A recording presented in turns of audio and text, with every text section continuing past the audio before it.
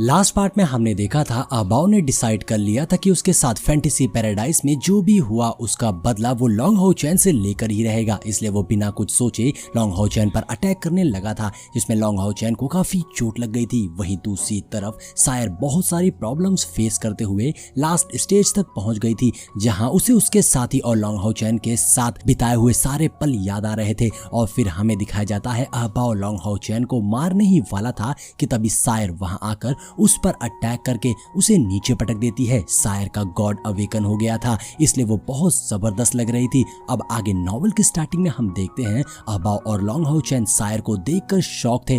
तब अबाओ कहता है ये तो इम्पॉसिबल है, आखिर सायर का गॉड अवेकन इतनी जल्दी कैसे हो गया। यहाँ अबाओ बहुत ज्यादा गुस्से में था, क्योंकि पहले ही लॉन्ग हो चैन का गॉड अवेकन हुआ था और अब सायर का यानी डीमंस के लिए ये दोनों फ्यूचर में एनिमी थे। जिसके बाद अबाओ स्लेइंग डीमन को उन दोनों को मारने का ऑर्डर दे देता है। तभी लॉन्ग हो चैन के चेस्ट से एनर्जी रिलीज होने लगती है, जिससे एक रेसिस्टिंग आइस रिंग क्रिएट हो गई थी। और फिर उस रेसिस्टिंग आइस रिंग में अबाओ और स्लेइंग डीमन फंस गए थे, मगर अबाओ अपनी पावर का यूज करके उसे इजीली ब्रेक कर देता है। लेकिन इन सब में स्लेइंग डीमन इंजर्ड होकर पीछे जा गिरता है। इतने में वहां होयू भी आ गया था। तभी हमें पता चलता है लॉन्ग हो चैन ने अबाओ से लड़ते टाइम होयू की हेल्प इसलिए नहीं ली क्योंकि तब तक और पावर कलेक्ट कर सके, जिसे लॉन्ग हो चैन सही टाइम पर इस्तेमाल करवाएगा। क्योंकि लॉन्ग हो चैन को पता था उस समय अबाओ को होयू के अटैक से थोड़ी बहुत इंजरी होती। अब यहाँ होयू ने एसेंस ऑफ डिसऑर्डर बैटलफील्ड में रिलीज कर दिया था,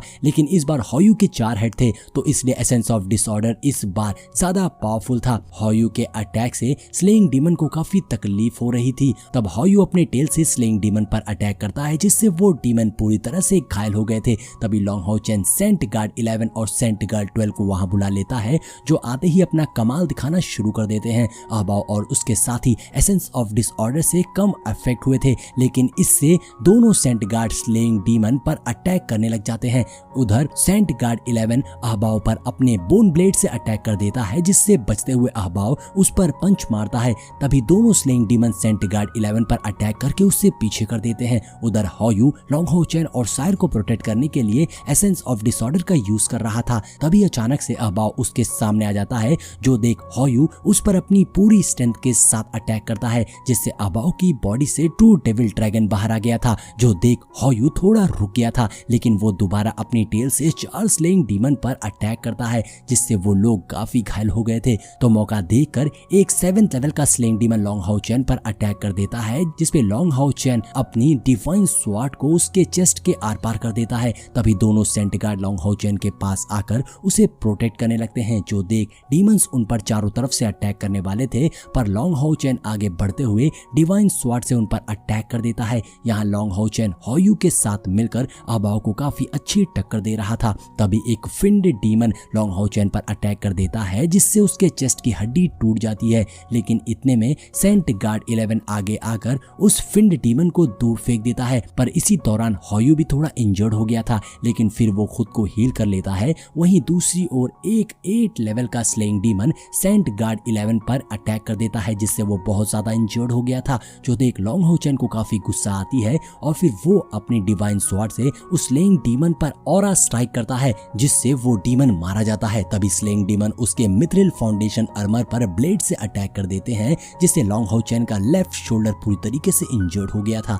होयू लॉन्ग हो चैन को बचाने के लिए उसके पास जाने लगता है, मगर इसी बीच लॉन्ग हो चैन सायर की तरफ आ रहे अटैक को पकड़ लेता है, जिससे वहां बहुत बड़ा ब्लास्ट हो गया था। हालांकि इस अटैक में लॉन्ग हो चैन का शोल्डर फ्रैक्चर हो गया था, लेकिन उसने सायर को एक भी चोट नहीं आने दी थी। उधर होयू अपनी बॉडी से पर्पल ग्लिंट रिलीज करते हुए अबाओ और स्लेइंग डीमन पर अटैक कर देता है, जिससे वो सब कुछ देर के लिए रुक गए थे। और फिर मौका देकर होयू लॉन्ग हो चैन के पास जाता है। वहीं लॉन्ग हो चैन अपने पेंडेंट को एक्टिवेट कर लेता है, जिससे गोल्डन लाइट प्रोड्यूस होने लगती है। जो देखते ही देखते वो तीनों पावर ऑफ इटर्निटी में टेलीपोर्ट हो जाते हैं। ये देखकर अबाओ काफी गुस्से में आ गया था और बचे हुए स्लेइंग डीमन को मारकर वहां से चला जाता है। उधर यूयू टावर ऑफ इटर्निटी में काफी परेशान थी। यूयू को लॉन्ग हो चैन ने पहले ही टावर ऑफ इटर्निटी में टेलीपोर्ट कर दिया था। तभी वहां लॉन्ग हो चैन, सायर और होयू भी आ गए थे, जिन्हें देखकर सब लोग काफी शॉक थे, क्योंकि लॉन्ग हो चैन बहुत बुरी हालात में था। जिसे देखकर यूयू लॉन्ग हो चैन की बॉडी से मिथ्रिल फाउंडेशन आर्मर को उतार देती है,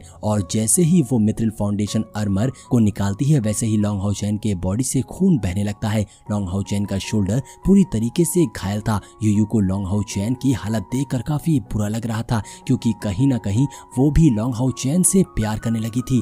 उधर सायर और हॉयू भी बेहोश थे। लॉन्ग हाउ चैन धीरे से अपनी आंख खोलता है और सायर की तरफ देखता है। लॉन्ग हाउ चैन हमेशा से चाहता था कि वो एक गार्डियन नाइट बने, क्योंकि वो अपने लोगों को प्रोटेक्ट करना चाहता है। और आज लॉन्ग हाउ चैन ने सायर को बचाने के लिए अपनी जान की फिक्र भी नहीं करी। तभी हम देखते हैं वो फिर से बेहोश हो जाता है, जो देख यूयू को कुछ समझ नहीं आ रहा था कि इतने में एक आवाज उसे कहती है, मैं इस मौत की जगह नहीं आना चाहती। ये सुनकर यूयू और बाकी सब काफी शॉक थे। तभी लॉन्ग हाउ चैन के पेट से ग्रीन एनर्जी रिलीज होने लगती है और फिर इस तरह से श्याओली वहां आ जाती है, जो देखकर सभी काफी हैरान थे। ये श्याओली कहती है, ये डार्कनेस स्मेल कहां से आ रही है। इतना कहते ही उसकी नजर यूयू पर पड़ती है। ये श्याओली कहती है, भले ही तुम लॉन्ग हाउ चैन की दोस्त हो, पर मुझसे दूर रहना। इतना कहकर वो लॉन्ग हाउ चैन के पास जाती है और उसे देखकर ये श्याओली को बहुत बुरा फील हो रहा था, जिसके बाद वो अपनी उंगली को लॉन्ग हाउ चैन के पेट पर रखती है, जिससे ग्रीन एनर्जी निकलने लगती है और फिर इसी तरह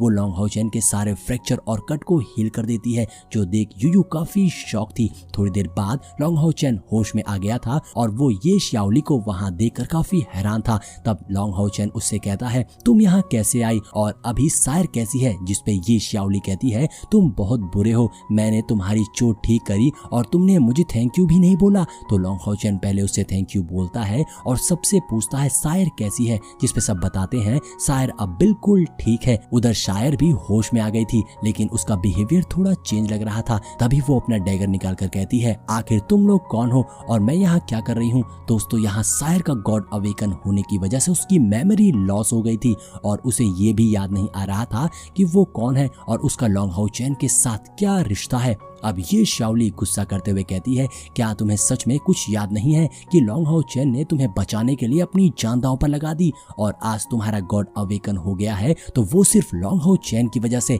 इतना कहते ही ये श्याओली सायर के सामने एक ग्रीन स्क्रीन क्रिएट कर देती है, जिसमें दिख रहा था लॉन्ग हाउ चैन ने कैसे सायर को बचाने के लिए अबाव और स्लेइंग डीमन से फाइट करी, जिससे उसे काफी चोट भी लगी। अब ये देखने के बाद सायर थोड़ा शांत हो गई थी, लेकिन उसे अभी भी कुछ याद नहीं आ रहा था। लॉन्ग हाउ सायर की हालत देखकर काफी परेशान हो रहा था और फिर वो ये श्याओली से पूछता है, आखिर सायर की मेमोरी कैसे लॉस हो गई, क्योंकि इस समय एक श्याओली ही थी जिसको गॉड अवेकन के बारे में ज्यादा नॉलेज थी। मगर वो कहती है, मुझे भी इसके बारे में एग्जैक्टली नहीं पता, लेकिन जब किसी इंसान का गॉड अवेकन होता है तो उसी समय उसकी स्पिरिट का भी अवेकन होता है और शायद अभी सायर के गॉड अवेकन में काफी एनर्जी एब्सॉर्ब हो गई, जिससे उसकी स्पिरिट गॉड भी अवेकन हो गई, जिस कारण उसकी मेमोरी टेम्परेरी लॉस हो गई है। ये सुनकर लॉन्ग हाउ चैन उदास हो गया था और वो ये श्याओली से पूछता है, तो सायर कब तक ठीक होगी। जिसपे ये श्याओली कहती है, कुछ कहा नहीं जा सकता, पर तुम्हें सायर का बहुत ध्यान रखना होगा। इतना कहकर वो अपने मैजिक पावर से सायर को सुला देती है, जिसके बाद